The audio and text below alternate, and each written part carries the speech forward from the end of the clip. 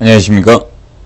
이번 시간은 제6장 나무구조에 대해서 살펴보도록 하겠습니다. 자, 나무구조는 이 목구조에 대해서는 먼저 개론 부분에서 거의 장단점 개념 간략히 공부하시고요. 장점은 기본적으로 그렇게 중요한 부분이 아니니까 이 목구조의 이 개론적인 측면에서 이 단점적인 측면. 단점에서 보시면 첫째 불에 잘 타는 내화성이 부족하다. 보통 불에 약하죠. 그래서 이 나무는 불에 잘 타기 때문에 보통 인하점이 보통 250에서 270도씨밖에 안 되죠, 인하점이. 그래서 이 정도 되면 우리가 화재가 생기기 때문에 어떤 열을 받게 되면 바로 불이 생길 수가 있는 거죠. 인하점이 보통 250에서 270도씨 정도 해당되고, 그다음에 자연 발화점이 이 목재의 자연 발화점은 일반적으로 400에서 450도씨 정도가 됩니다. 그래서 불에 화재에 취약할 수밖에 없습니다. 그리고 이제 두 번째적인 측면 단점으로 함수율에 따라 이 변동이 심합니다. 그래서 보통 함수율 개념은 여러분들이 정확히 알아두시기 바랍니다. 함수율은 함수율에 따라서 이제 목재를 나눌 때 절대 기근 상태. 그래서 절대 기근 상태. 함수율이 제로인 이 절대 기근 상태가 있고요. 그 다음에, 이 보통 기근 상태. 그래서 이 기근 상태하고 섬유 포화점 상태로 나눌 수 있죠. 이 섬유 포화점. 그래서, 요 경우는 여러분들이 정확히 알아두시고 이 함수율에 따라서 목재를 나눌 때 기준 잡아두시면 됩니다. 보통 기근 상태는 보통 10에서 15% 정도의 함수율을 가지고 있을 때 보통 기근 상태라고 칭합니다. 그런데 이 섬유 포화점 상태는 약 30% 정도를 우리가 섬유 포화점이라고 칭하고 있습니다. 그래서 요거는 구분을 정확히 하시기 바랍니다. 그래서 섬유 포화점이라는 것은 목재 세포가 최대한도의 수분을 흡착한 상태를 섬유 포화점이라고 칭하죠. 섬유 포화점. 그때는 약 30% 정도의 함수율을 가지고 있습니다. 그래서 함수율 변화에 따라서 강도가 차이가 많죠. 그래서 함수율이 그래서 낮아질수록 강도는 보통 세집니다. 그리고 그 다음에 이제 네 번째 보면 부패하기 쉽고 이제 충해가 생기기 쉽습니다. 그리고 최근에 이제 문제가 돼 있는 우리 온난화로 해서 흰개미들에 의해서 많은 부패가 파목거리죠. 그래서 그런 문제도 생기고요. 그 다음에 장시간 응력을 받으면 변형하기 쉽죠. 이렇게 휘어집니다. 장기 처짐이 생기죠. 그런 문제가 발생이 될 수 있는 게 목구조의 단점적인 측면 봐두시고, 그 다음에 두 번째, 목재 사용 부위에 따라서 지금 현재 나누고 있는데, 우리가 이제 재중에 따라서 이렇게 나누죠. 유관 등급재와 기계 등급 구조재. 그래서 이제 그 등급을 보시면, 보통 목재는, 여기 보면 유관. 그래서 유관으로 우리가 판별해서, 품질을 판별해서 등급을 매기는 유관 등급 구조재가 있고, 등급 구조재하고 이 두 가지 개념으로 나누어지고 있죠. 여기 보시면 기계 등급 구조재로 나누어집니다. 기계로 등급 구조재에서 일반적으로 이 두 개의 개념으로 나누어지고 있습니다. 유관 등급 구조재하고 기계 등급 구조재로 이렇게 나누어지고 있고, 다시 유관 등급 구조재는 지금 현재 3종으로 나누어지고 있죠. 부재를 세 가지로 나누고 있습니다. 그래서 제1종, 그래서 보통 뒤편에 보면 목재 규격 개념에서도 다시 언급이 되고 있습니다. 그래서 우리가 1종 구조재, 2종 구조재 이렇게 나누고 있습니다. 1종 구조재, 그 다음에 2종 구조재, 그 다음에 3종 구조재, 이렇게 유관 등급으로는 이 세 가지로 나누어지고 있습니다. 자, 그래서 1종 구조제, 2종 구조제에서 3종 구조제 나오는데, 보통 1종 구조제는 규격제가 되겠고, 요거는 규격제의 개념이고, 2종 구조제가 보통 제가 되죠. 이 포와 관련된 수평부제, 포제고, 그다음에 3종 구조제가 이 기둥제가 됩니다. 그래서 유관 등급으로는 이 세 종으로 현재 나누고 있고, 다시 이걸 등급화시키고 있죠. 1등급, 2등급, 3등급으로 자 나누고 있습니다. 등급으로. 그래서 요걸 다시 이제 이 부분을 부재에 따라서 얼마나 힘 강도를 받느냐 이런 것에 대해서 1, 2, 3등급으로 1등급, 2등급, 3등급으로 다시 나누고 있습니다. 1등급, 2등급, 3등급으로 현재 나누어지고 있다는 점 간략히 알아두시고요. 그 다음에 이제 기계 등급 구조제는 5등급으로 나누고 있습니다. 이거는 이제 그 기계적으로 우리가 측정하는 값이죠. 기계장치에서 강도를 이제 측정하는 기계 등급 구조제로 나누고 있습니다. 자, 그리고 건조 상태에 따른 구분 나오죠. 자, 그래서 이 건조 상태는 우리가 알아두실 건 이 측면을 좀 정확히 알아두시면 된다. 그래서 그 침엽수 이 구조제에 대해서 이 침엽수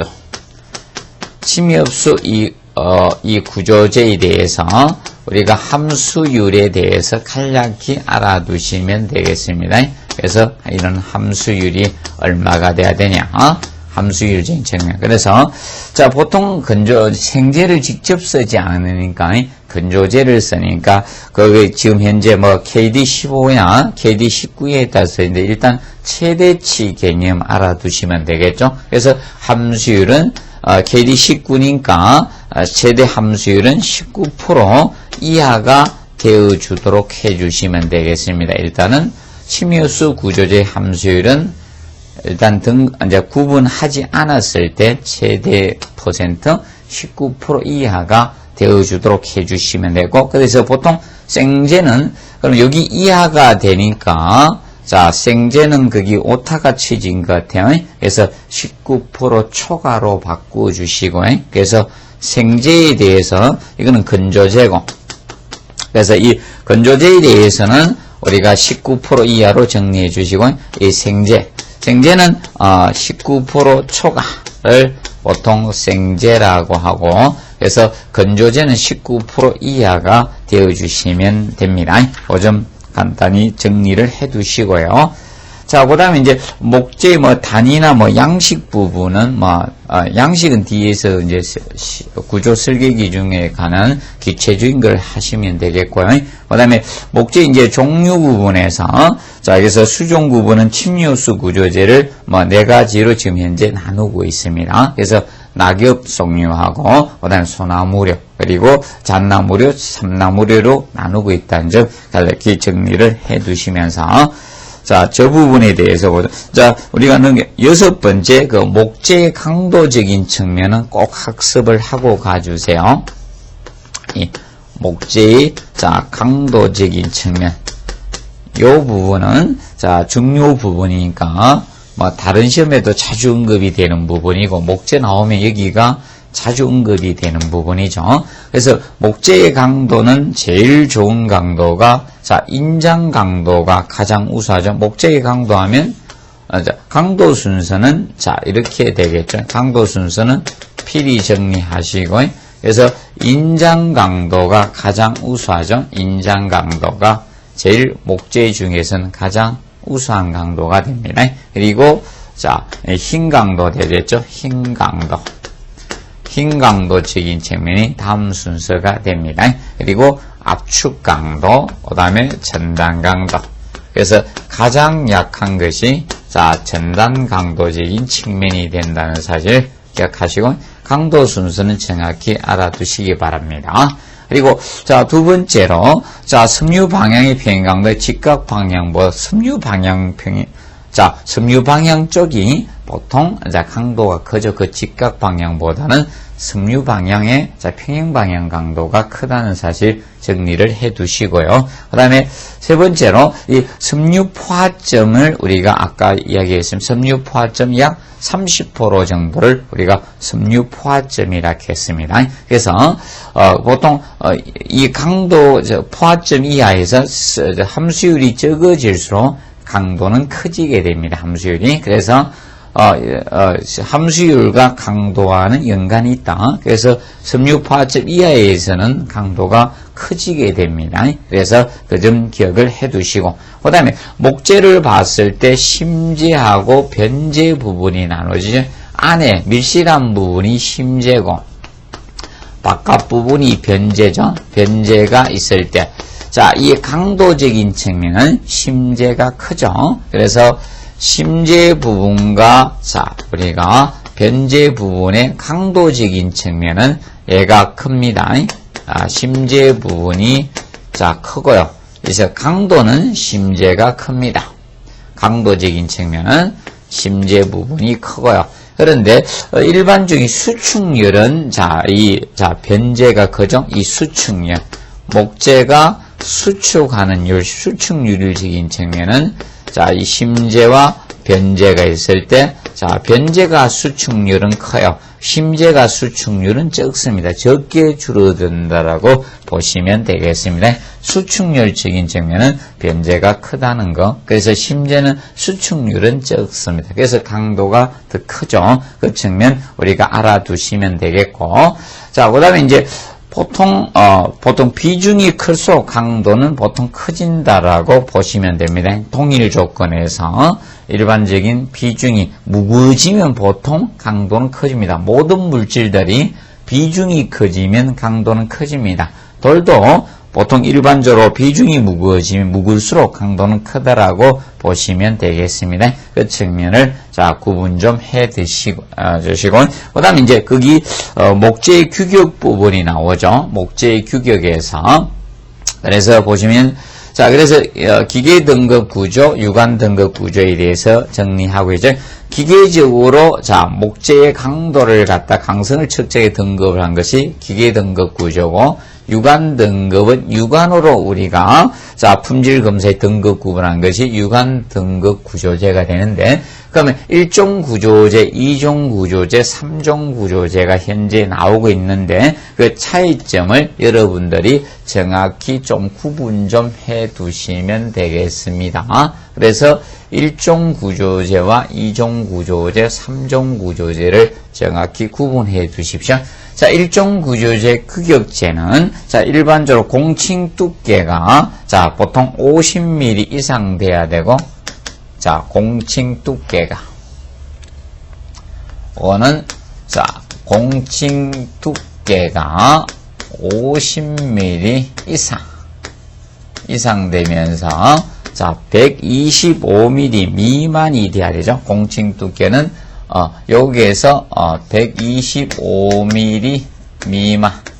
그러면 실제 치수는 50이 되면 38되고 125는 114되죠. 미만이면서 이 공칭 두께가 돼요. 공칭 너비가 50mm 이상 될 때 요거는 두께의 개념이고 공칭 두께.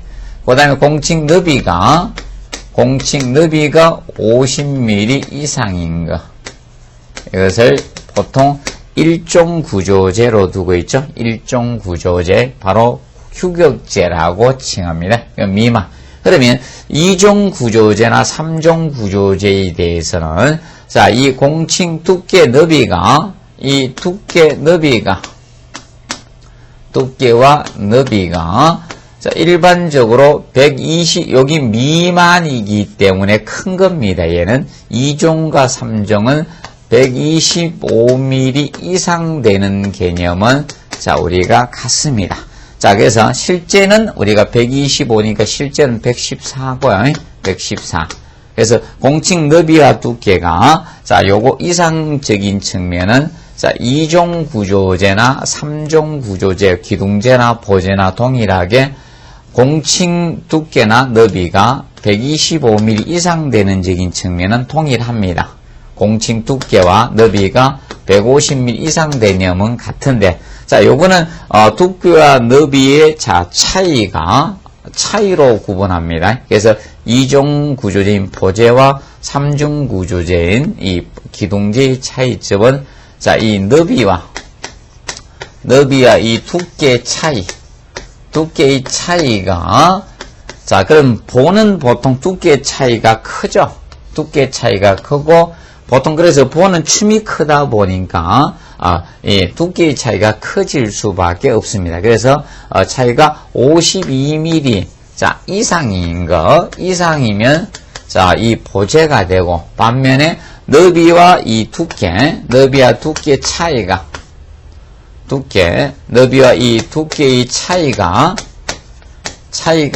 자, 52mm, 자, 미만이 되면, 우리가, 기둥제로 봅니다. 기둥은, 변의 길이가 별 차이가 없기 때문에, 미만이 되면, 그럼 차이점은 요겁니다. 2종 구조제하고 3종 구조제의 차이점은, 너비와 두께의 차이를 따져서, 52mm 미만이면 우리가 기둥제 3종이 되고 52mm 이상이면 우리가 요걸로 봐주겠다. 요 차이점이다. 두께 차이점으로 나누고 있다는 점을 우리가 알아두시면 되겠습니다. 그래서 구분을 정확히 좀 해두시기 바랍니다.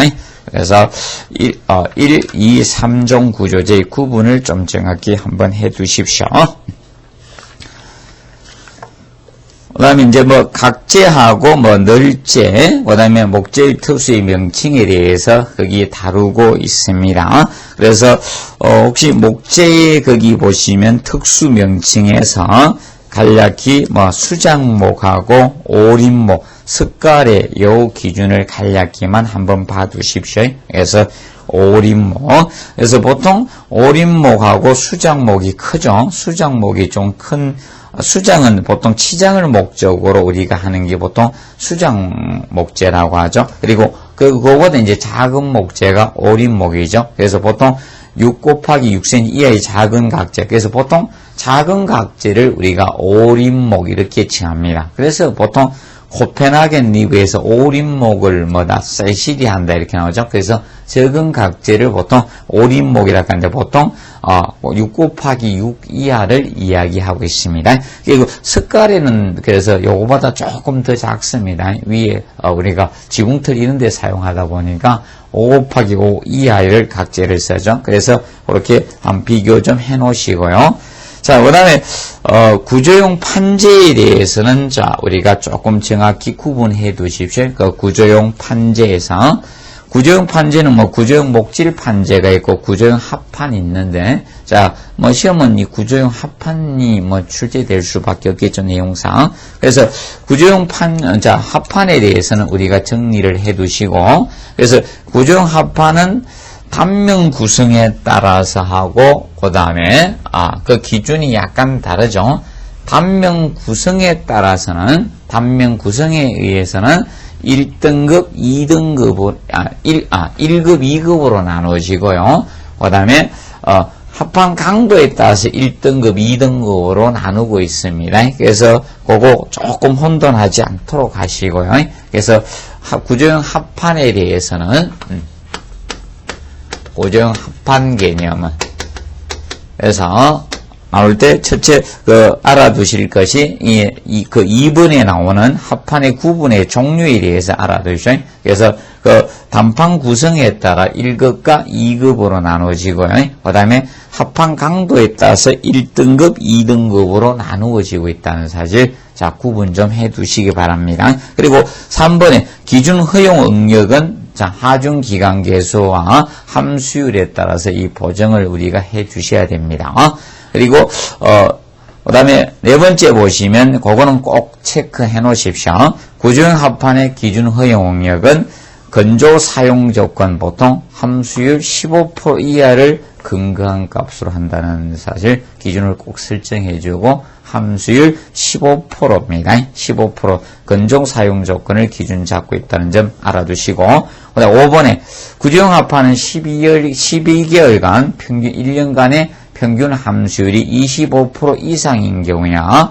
자, 인 경우에는 보정계수를 곱해서 우리가 조정을 해 주시면 됩니다. 자, 그래서 그 보정계수는 힘이야, 인장이야, 전단, 그리고 압축이냐에 따라서 약간 차이는 있다. 압축은 보정계수를 0.4로 보주시고, 그 다음 힘, 인장, 전단은 0.6을 봐서 우리가 보정계수를 우리가 곱해서 조정을 해 주셔야 됩니다. 그래서 보정계수 간략히 정리해 놓으시고요. 그래서 압축만 0.4가 됩니다. 함수역에서 0.4. 그리고 힘이나 인장이나 전단은 0.6이 보정계수가 됩니다. 정리를 하시고, 그 다음에 함수율이 15% 초과해서 25% 미만일 때는, 보통, 기준 허용 응력은 보통 이 보정계수로, 우리가 직선보관법으로 구한 값을 우리가 곱해서 산정을 우리가 해 주시면 됩니다. 그 내용에 대해서 한번 정리를 해 두시기 바랍니다. 그 다음에, 목재의 접합에는, 목재의 접합법에 대해서 보도록 하겠습니다. 목재의 접합. 이 목재의 접합적인 측면은 우리가 보실 때, 목재의 접합. 목재의 접합은 보통 이음과 맞춤 쪽매로 우리가 나누어지고 있죠. 이음은 제의 길이 방향으로 우리가 접합하는 것이 이음이고요. 그 다음에 직각이나 일정한 각도로 우리가 하는 것을 맞춤이라 하죠. 맞춤이 있고, 그 다음에 우리가 이 마루늘같이 섬유 방향으로 이렇게 옆을 맞춰나가는 보통 이 쪽매, 이 세 가지로 보통 구분을 우리가 하고 있을 겁니다. 그래서 섬유방을 옆으로 이제 붙여대 가는 게 이제 쪽매고, 이음은 제2 길이 방향으로 우리가 접합하는 것. 얘는 일정한 각도, 직각이나 일정한 각도로 하는 것이 맞춤이고, 섬유방을 옆으로 붙여가는 게 뭐다? 쪽매죠. 이 세 가지에 대해서 기본적으로 우리가 해 두시면 되는데, 그러면 먼저 이음적인 측면은 기본을 알아두시고, 기초 용어도 알아두시고, 길이 방향으로 우리가 있는 것입니다. 길이 방향으로 제2 길이 방향으로 이음을 하는 것이 바로 이음 개념이고, 이거는 제2 길이 방향입니다. 길이 방향으로 있는 거죠. 방향으로 접합하는 것이 바로 이음입니다. 맞춤의 개념은 일정한 각도, 직각 또는 일정한 각도로 우리가 하는 것이 맞춤의 개념이 됩니다. 맞춤이고, 그리고 섬유 방향으로 옆으로 대어주는 거죠. 섬유 방향으로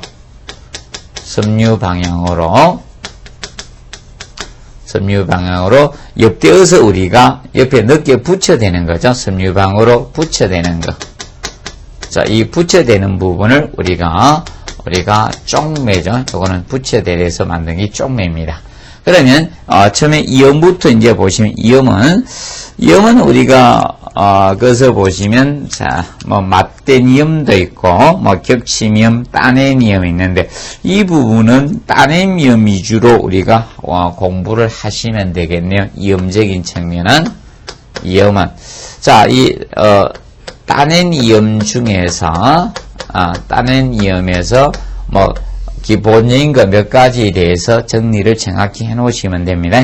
그러면 유재석 씨가 요새 메뚜기가 대세니까 거기 메뚜기 장이음 나오네. 메뚜기 장이음.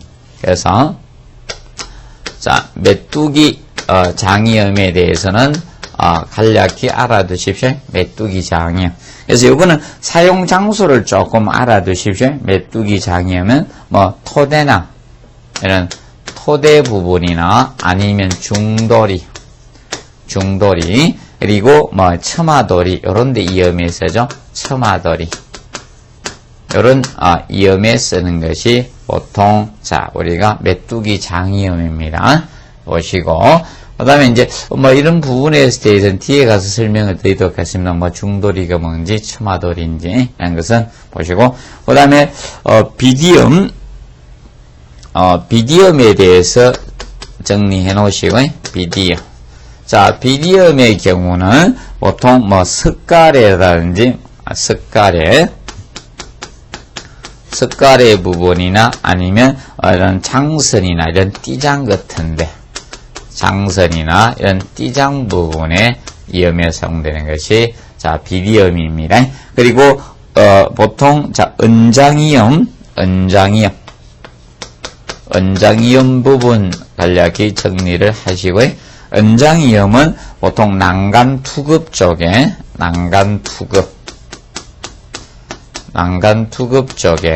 자, 이염하는 것이 은장이염이 됩니다. 그리고 긴촉이염은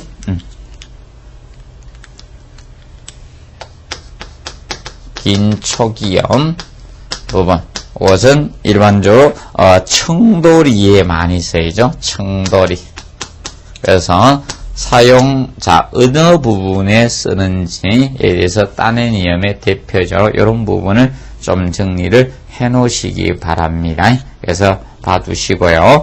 그 다음에 거기 이염 자리에서 심이염과 내이염과 그 다음에 백의이염에 대해서 자, 그림을 보시면서 여러분들이 하시면 되겠습니다. 자, 이해를 좀 해 두시면 자, 심이염은 기둥 중심에서 직접 이염을 하는 거죠. 그래서 심이염은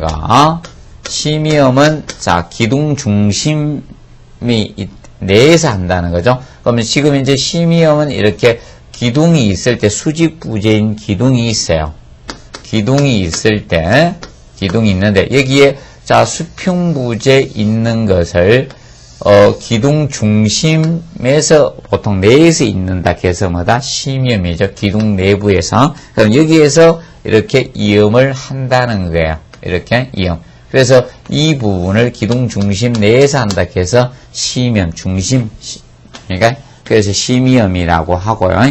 그 다음에 내이염은 자, 우리가 바깥으로 기둥 중심에서 바깥쪽으로 나갔다는 거죠. 지금 현재 이염 개념이 지금 수평부재 이염 개념이 제일 우리가 길이 방향 있는 것이 이염이니까요. 그러면 지금 현재 기둥이 이렇게 있을 때 기둥이 이 바깥쪽으로 나갔다는 거죠. 이염 위치가. 그래서 내이염이고 그 다음에 이제 백의이염은 자, 이 베개, 우리 목에 베개 베는 것처럼 우리가 했다는 거죠. 이 백의이염 부분은. 그래서 백의이염 부분은 지금 현재 수평부재가 있을 때, 자, 이 기둥부재가 있는데, 여기에다가, 자, 밑에다가 이제 다른, 자, 우리가 베개와 같이 목재를 다른 걸 추가적으로 설치했다는 거죠. 부재를. 그러면 이게 기둥이고요. 기둥에 이제 수평부재를 하나 넣은 거예요. 수평부재. 이거의 직각방향으로 넣어가지고 이 부재를 넣어서 향해서 베개처럼 우리가 이용했다. 그래서 백의이염이라고 하죠. 그래서 세 가지로 이렇게 나누어 줍니다. 그래서 봐두시고 그래서 가로재 받침재가 들어간 형태를 우리가 백의이염이라고 합니다. 자, 그리고 이제 맞춤에 대해서 맞춤은 뭐 직각이나 일정한 각도로 경사지게 맞추는 거 이것을 우리가 맞춤이라고 하죠. 일정한 각도로 해주는 것입니다. 그래서 거기 맞춤에서는 우리가 알아두실 것이 여기 뭐 주먹장 맞춤 나오죠. 그래서 특징에 대해서 간략히 알아두시면 됩니다. 그래서 주먹장 우리가 맞춤은 간단하고 철물을 사용하지 않아도 튼튼하죠. 그래서 많이 사용되는 것이 주먹장이고, 그다음에 통맞춤은 보통 한 제 옆면에 다른 제의 마구리가 맞대는 맞춤을 우리가 보통 통맞춤이라고 하죠. 그리고 이제 장부 맞춤은 거기 보시면 장부 형태로 한 거. 자, 그래서 옆에 보시면 자 장부가 나올 겁니다. 장부. 그래서 장부가 보통 거기 그림이 보면 짧은 장부, 긴 장부, 특장부 뭐 많죠. 주먹장부부터 해서 부채장부에서 종류가 거기 많이 나오고 있습니다. 그래서 그 부분에서 이 장부 부분은 보통 장부 맞춤이 어디에나 사용하고 가장 굳센 접합법이 이 장부 맞춤이라는 거, 그 점을 좀 정리해 놓으세요. 그래서 어디에나 많이 사용하고 가장 굳센 접합법이, 강한 접합법이 장부 맞춤법이다. 알아두시고, 그 다음에 연기는, 자, 우리가 45도 빗대 갈라서, 그래서 연기가 우리가 이런 부분 있죠. 이렇게 해서 직각으로 마주칠 때 45도 이렇게 각도지게에서 이렇게 맞추는 거. 우리가 저런 데 많이 했죠. 사진 틀 같은 거 나무 딱 했을 때 사진 갖고 이런 부분에 많이 하는 게 이것을 연기라고 하죠. 기 부분. 그래서 연기 맞춤은 45도 경사지게 45도 경사지게에서 이 부분을 각을 맞추는 것을 우리가 연기 맞춤이라고 칭합니다. 그래서 알아두시고요. 그 다음에 이제, 이제 접착제 종류와 특성이 나오는데, 접착제는 혹시 이제 우리가 조금 공부해야 될 것은, 시험 출제 안 됐지만, 요소 수지 접착제하고 페놀 수지 접착제, 그리고 에폭시 수지 접착제 정도 우리가 조금 알아두십시오. 그래서 접착력이 제일 센 거는 에폭시 수지 접착제입니다. 그런데 가격이 좀 비싸죠. 그 점 보시고, 그 다음에 이제, 우리가 이제 쪽매는, 섬유 방향으로 옆으로 이제 되어주는 것을 쪽매라고 하죠. 그래서 그 이후에 맞댄 쪽매, 반특 쪽매, 틈막이 때 쪽매, 그 다음에 따녀 쪽매 나오죠. 혀를 딴 걸로 딱 해서 따녀 쪽매라고 하죠. 그래서 오니 쪽매, 빛 쪽매, 제여 쪽매, 이런 게 나오죠. 근데 일반적으로 그 쪽매 중에서는 혹시나 우리가 알아둘 게 그 제혀 쪽매, 이 제혀 쪽매가 일반적으로 마루늘에 많이 이용하는 거죠. 얘가 마루늘. 이 마루늘에 보통 많이 이용하는 것이 보통 제혀 쪽매입니다. 그래서 이 제혀 쪽매가 숨은 못치기를 하다 보니까 진동이나 충격을 가해도 못이 솟아오르지 않은 특성이죠. 그래서 이 제혀 쪽매가 마루늘에 많이 있습니다. 그래서 이런 진동이나 이런 충격에도 이 못이 솟아오르지 않죠. 못이 솟아오르지 않기 때문에 오르지 않죠.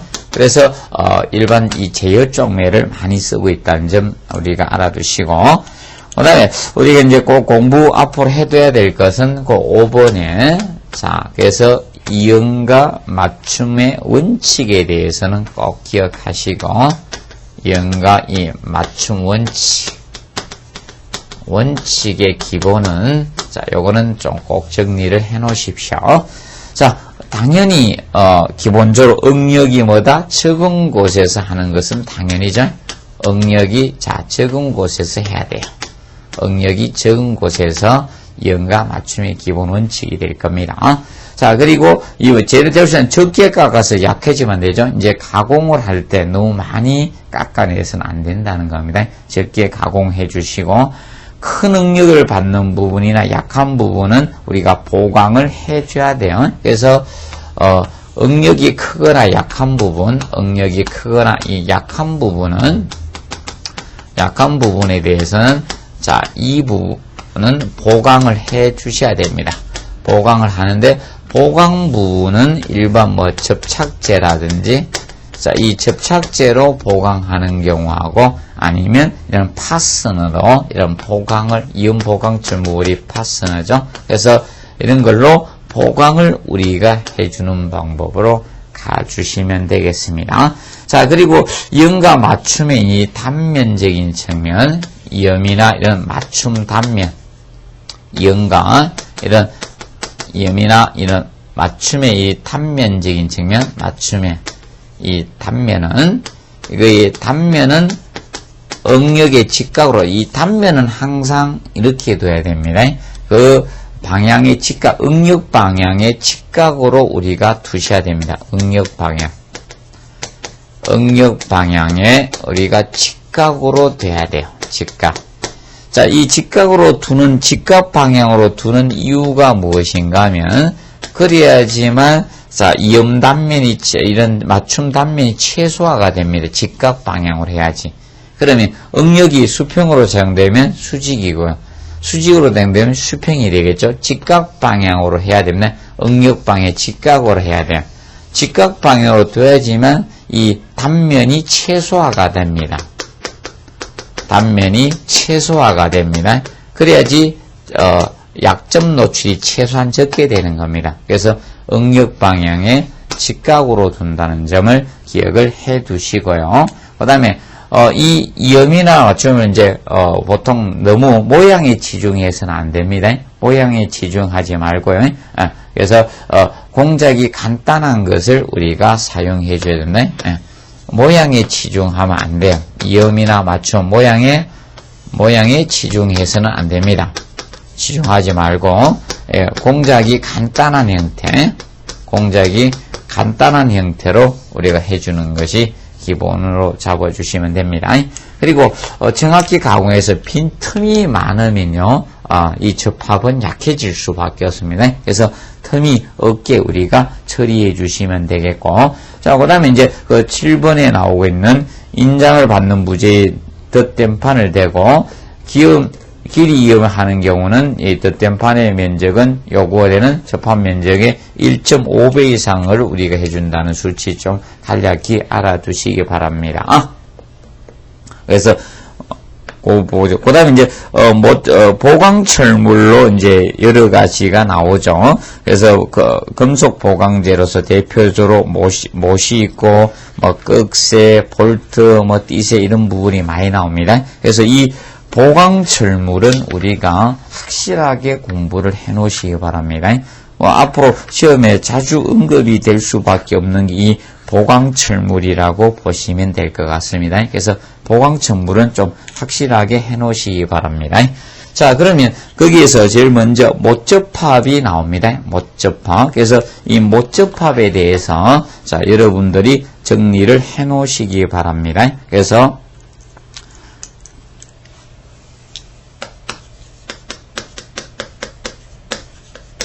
못접합적인 측면. 그래서 이 못접합에서 첫째 이제 못의 길이적인 측면, 못의 길이가 어느 정도 돼야 되냐? 못의 길이는 자, 일반 나무 두께 2.5배 또는 3배 정도로 해주시면 되죠. 이 목재 두께, 이 나무, 이 두께에 보통 자 2.5배에서 3배 이상 대주시면 됩니다. 2.5배에서 3배. 자, 그래서, 그다음, 마구리인 경우는 보통 약간 더, 마구리 이제 박을 때는 약간 차이가 있죠. 마구리 쪽에. 마구리 쪽일 때는 보통 3에서, 보통, 저걸로 봐주시면 된다. 3에서 3.5배 정도.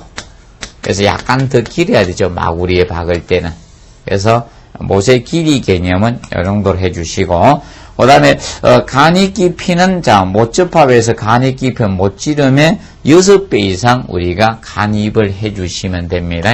못의 길이는 이걸로 잡아주시고, 그 다음에 이때 못의 간이 깊이, 못접합에서 이 간이 깊이, 못이 어느 정도 최소한 깊이 박아져야 되네. 간이 깊이는. 그래서, 못지름의 6배 이상으로 해야 됩니다. 못지름, 직경의 지름의 6배 이상이 되어 주셔야 됩니다. 6배 이상. 그래야지, 쉽게 뽑히지 않도록 최소한 6배 이상은 박아줘야 됩니다. 아무리 못 박아도 봐두시고. 그 다음에, 이 한 곳에 박는 개수, 이 한 개소의 최소한 어느 정도, 한 개소의 이 박는 개수적인 측면을 알아두시고, 못 박는 개수. 못 박는 이 개수는 최소 개수가 4개입니다. 그래서 못은 여러분들이 많이 박아 주셔야 됩니다. 그래서 저거하고 틀립니다. 보통 리벳이나 우리가 철골 접합에서 리벳이나 볼트라든지 고력 볼트와 같은 이런 것을 우리가 할 때는 최소 개수가 2개지만 못은 그게 아니죠. 반대편에 쪼우는 개념이 없기 때문에 최소 개수가 4개 이상은 돼야 됩니다. 그래서 볼트 개념하고 이런 거하고 차이가 있다. 리벳하고 좀 주의해서 두시면 됩니다. 그리고 나사못의 경우는 틀어서 박아 주셔야 됩니다. 나사못은. 그래서 일반적으로 3분의 1 이상은 비틀어 우리가 박아 주셔야 됩니다. 3분의 1 이상 자, 이 비틀어 우리가 박는다는 거 기억해 두시고요. 최소한 3분의 이상은 비틀어 주셔야 됩니다. 기억을 해 두시고, 그 다음에 이제 경사 못 받기적인 측면에 대해서 경사 못 받기. 그래서 이 경사 못 받기에 대해서는 자, 그 각도를 우리가 정리를 해 두시면 되겠습니다. 경사 못 받기는. 그래서 경사 못 받기의 경우는 부재와 약 30도 경사를 가지면 돼. 약 부재하고 30도 경사를 가져주시면 돼. 경사 못 받기 경우는 자, 과연 요 개념을 좀 정리를 해 놓으시기 바랍니다. 그리고 그 다음에 이제 거기 보시면 시업 부분에 그 간략히 정리를 해 놓으십시오. 할열이 발생할 가능성이 있는 경우는 못지름의 80%를 초과하지 않는 지름의 구멍을 미리 뚫고 못을 박는 게 좋습니다. 그래서 못을 때려 박으면 쫙 갈라지는 경우이죠. 이런 경우는 미리 이제 드릴 같은 구멍을 어느 정도 뚫어 놓고 박아주라는 겁니다. 할열이 생길 경우는. 그래서 그 경우는 미리 구멍을 뚫는다는 거 기억해 놓고, 근데 100% 뚫으면 안 되고, 그래서 못지름의 80% 초과하지 않는 지름 형태를 뚫고 이렇게. 그러면 보통 할열이는 못을 박으면 이제 못이 들어가면서 자, 다른 목재를 밀어내죠. 그렇기 때문에 이제 할열이 생기거든요. 그래서 미리 어느 정도 구멍을 전체 못 구멍 크기로 뚫어버리면 나중에 못이 쑥 빠집니다. 그래서 약 한 80% 초과하지 않도록 우리가 구멍을 뚫어놓고 우리가 해주라는 겁니다. 그 다음에 이제 거기에서 이제 우리가 알아두실 것이 이제 이 볼트 부분은 좀 정확히 우리가 해 두시기 바랍니다. 이 4번에 우리가 볼트나 띠새, 감자비새, 안장새, 또아리새, 두배 이런 거 나오죠. 그래서 이런 부분을 우리가 세부적으로 정리를 해 놓으시기 바랍니다. 자, 보통 그래서 이 4번에 나오는 볼트부터는 우리가 좀 정확하게 학습을 해 놓으십시오. 그래서 이 못 부분도 해 놓으시고 못접어 그리고 볼트. 자, 볼트는 보통 인장력을 받을 때 보통 하죠. 일반 볼트는 인장력을 우리가 받을 때입니다. 인장력을 받을 때 이 볼트를 보통 이어줍니다. 볼트. 자, 우리가 하게 되는데, 그 볼트는 양나사 볼트, 주걱 볼트, 갈고리 볼트, 이렇게 나옵니다. 그래서 지금 현재 보시면, 거기에 평보하고 시어자보 해놨습니다. 평보하고 시어자보. 그러면, 자, 이 평보와 시어자보 하는 건 왕대공 지붕틀이네요. 자, 왕대공 지붕틀의 기본이 이거 아닙니까? 자, 이 평보가 있고, 자, 중앙센터에 왕대공이 있죠? 평보가 있고, 그 다음에 왕대공, 그리고, 이게 이제 시어자보죠? 시어자보가 이렇게 있는 거고. 그래서, 이제 여기 시어자보고, 사람처럼, 시어자처럼 되죠? 시어자보. 여기 왕대공. 이 왕대공이고. 그리고, 지금 이제, 이렇게 되면, 지금 이제, 여기 이제 수직어성, 요거는 달대공이고, 그 다음에 여기 이제 여기 이제 달대공이죠. 달대공. 달하면 대공. 그래서 여기 이제 빗대공이죠. 이렇게, 여기 빗대공. 여기 이제 빗대공이죠. 빗대공. 되죠. 그러면 지금 현재 평보와 시어자보, 그래서 이 평보하고 시어자보 이 부분, 평보와 시어자보, 여기에는 양나사 볼트 이 부분에 이렇게 양나사 볼트로 이렇게 고정하죠. 여기에 양나사 볼트를 쓴다는 거예요. 여기에 양나사 볼트 쓴다는 거고. 그 다음에 주걱 볼트는 처마돌이, 깔돌이, 평보, 기둥. 자, 그러면 보통 이거죠. 여기 기둥이 있으면 기둥이 먼저 섰고, 기둥 위에 뭔가 하면 깔돌이 깔돌이하고, 그 다음에 이제 평보 지나가죠. 그래서 시어자, 그 위에 이제 뭐가 있는가 하면, 여기 이제 처마돌이 있죠? 처마돌이 있습니다. 그래서 여기 부분에 이제 이럴 때는 주걱 볼트입니다. 여기 동시에 쪼을 때, 여기 요 부분, 요 아래 위에, 여기 쪼을 때는, 부분은, 자, 이 주걱 볼트를 쓴다는 겁니다. 주걱 볼트. 동시에 쪼을 수 있는 거. 그러면, 평보하고 시어자보는 양나사 볼트, 그리고 여기 기둥이 있고, 요 순서가 크게 그렸어야 되는데, 기둥 위에 깔돌이, 저 뒤에 가서 한번 지붕틀 나오는데, 거기서 크게 그리게, 여기 기둥이 있고, 깔돌이, 평보, 여기 처마돌이, 이렇게 같이 있거든요. 여기 이제 볼 때, 자, 주걱 볼트입니다. 그 다음에 기초와 토대는 이제 갈고리 볼트, 그래서 밑에 갈고리 볼트니까 기초에 미리 볼트를 해놓고, 토대를 이으니까 거기는 갈고리 볼트 형태를 씁니다. 그래서 간단히 알아두시기 바랍니다. 그리고 목재 볼트 구멍 볼트 지름보다 0.75에서 대략 1.5mm 크게 해서는 안 됩니다. 그 사이로 해주시면 되고, 그 다음에 띠새, 5번에 띠새가 나옵니다. 띠새는 기둥과 토대를 접합할 때 이제 띠새를 쓰고, 띠새. 그리고 감잡이새는 평보하고 대공에 연결할 때, 그러면 감잡이새는 이 평보하고 이 대공, 요거 연결할 때, 자, 감잡이새를 씁니다. 감잡이새. 여기는 평보와 대공, 여기에는 감잡이새입니다. 감잡이새 형태를 쓰고, 감잡이새.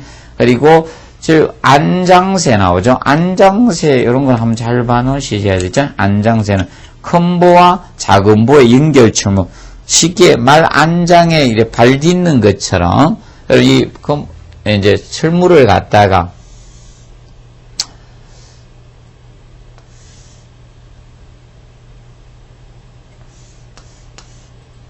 제가 잘 못 그리네요. 잘 못 그리네요, 제가. 그래서 우리가 안장에 딱 탈 때 옆에 다리 딱 거는 것처럼, 그래서 이 평보가 있으면 여기에다가 쇠를 갖다가 딱 얹어가지고 이렇게 걸치는 형태, 그것을 말 안장처럼 옆에 다리를 딱 걸치죠. 그것처럼 작은 보를 걸치게 되는 것을 우리가 안장새라고 합니다. 그래서 안장새는 제가 스캔 떠가지고 인터넷으로 올려드리도록 하겠습니다. 블로그로. 그래서 그거 한번 나중에 올릴 테니까 보시고요. 그 다음에 또아리새 나오죠. 볼트는 어떤 목재를 손상시키는 것을 방지해서 와셔 역할을 해서 거기 보시면 그림에 나오겠죠. 그래서 거기 이제 넣어주는 것을 와셔 역할하는 것을 또아리새라고 하죠. 그 다음에 이제 두벨이 바로 전단역이죠. 이 두벨 개념은 두벨 가락지 모양으로 생긴 게 많죠. 두벨은 그래서 볼트는 인장력을 받을 때 쓰는 거. 이거는 전단력. 자, 이 전단력을 보통 받아주죠. 이 두벨이 전단력에 우리가 저항하는 철물이죠. 전단력에 우리가 저항하는 철물이 자 두벨 개념이 됩니다. 두벨. 그래서 이 두벨은 보통 혼자 쓰는 건 아니고요. 볼트하고 같이 씁니다. 같이 이제 쓸 때 전단력을 두벨이 담당해주고 볼트가 인장력을 보통 받아주게 됩니다. 그래서 같이 이제 알아두시는데, 그래서 이제 그 두벨은 그 밑에 이제 세부지인 거 해놨는데, 기억에, 자, 처박는 압입식 두벨을 사용하는 경우이죠. 요거는 충분한 단면과 드냉기를 좀 두셔야 됩니다. 그리고 두벨의 배치는 섬유 방향에 엇갈리게 배치한다는 걸 기억하시고, 섬유 방향에 엇갈리게 배치하시고, 그 다음에 디귿에 보시면 한개 볼트 주의 배치는 압입식 두벨 수가 많으면 좀 집중 배치해서는 안 됩니다. 좀 분산 배치하거나, 그래서 그 내력을 적당히 감소시켜 주셔야 됩니다. 그리고 두벨은 보통 전단력을 받고, 그래서 보통 볼트가 인장력을 받죠. 그래서 두벨의 볼트에는 인장 볼트와 이제 와시를 우리가 사용하게 됩니다. 그래서 얘하고 같이 우리가 써야 됩니다. 볼트하고 인장 볼트 써줘서 같이 쓰는 것이 기본이라고 보시면 되겠습니다. 그래서 두벨의 그림이 거기 여러 가지 나오고 있죠. 이렇게 가락지 모양으로 생긴 형태가 많고요. 뭐 약간 다른 유형도 있습니다. 이걸 갖다가 목재와 목재 사이에 이렇게 박아 넣는 거죠. 아비쇼로 박아 넣어서 이 전단력을 받도록 하는 형태가 두벨입니다. 그래서 그 부분을 우리가 알아두도록 해 두시기 바랍니다. 그래서 이번 시간에는 여기서 마무리하고 다음 시간에 각부 구조 부분을 살펴보도록 하겠습니다. 자, 수고하셨습니다.